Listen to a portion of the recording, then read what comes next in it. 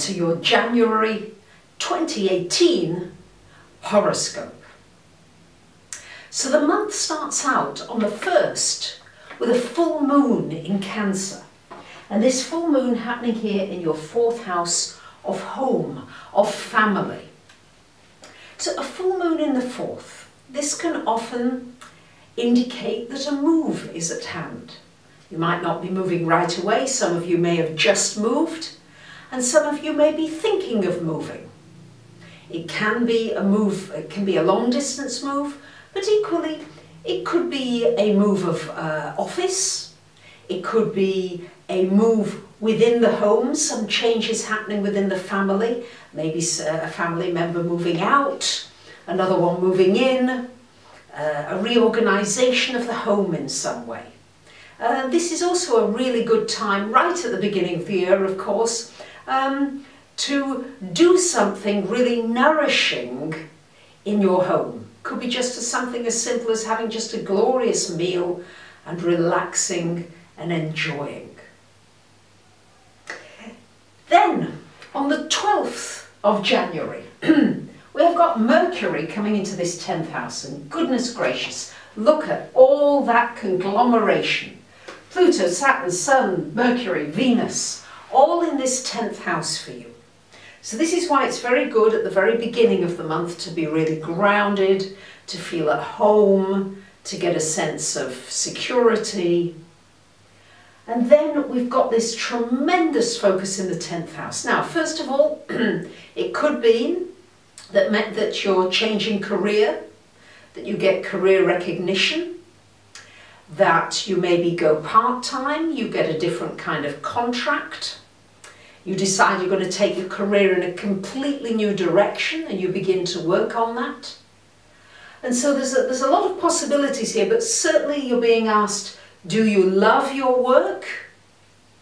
And if not, what do you need to change in order to begin to love your work more? If you're not working, maybe you're retired or you're not yet of working age, then you might want to start thinking more of like, what is the energy I want to vibrate out into the world? For example, when I do these videos now, before I start, I say, I really want to vibrate the energy out of light, of joy, of love, of inspiration. Think about that first, and I hope that that comes over. So you might want to think about what is it that you want to project out into the world.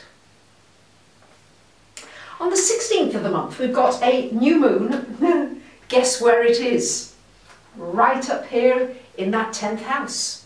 So this is a renewal of your life direction. An opportunity to see things differently. Perhaps you've not been feeling very happy with the way things are going. This may give you some new insights, some new opportunities. A new business meeting, a new business colleague, somebody you meet out of the blue, serendipitously.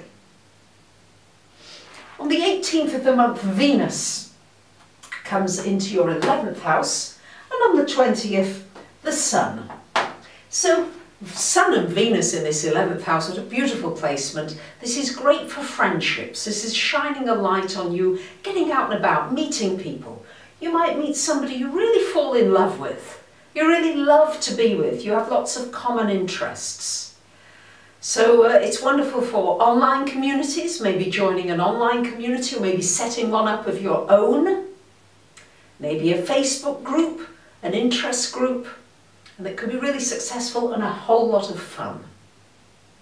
On the 27th of the month we've got Mars coming into your 9th house. Wonderful time for travel, planning travel, going off on a trip somewhere. It's also very good for anything to do with higher education, learning, studying, teaching, or publishing something, getting a blog out there or a book. And finally, on the very last day of the month, the 31st, we've got a lunar eclipse happening here in Leo. Full moon lunar eclipse in the 5th house. So this is shining a light on you and your fun factor. How much joy are you having in your life? Time maybe to do something cultural, go to a concert, do some games, some sports, something creative, could be a new business idea. There's lots of things this could trigger, but it's very much about shining a light on what isn't fun and then saying to you, hey, let's do something that's fun. Maybe you want to go dancing, you haven't gone dancing. Maybe you'd like to do comedy improvisation. Whatever it is, give it a whirl. So there you have it, lovely Aries. I wish you a wonderful January. Thank you for liking, subbing, subscribing. Bye for now.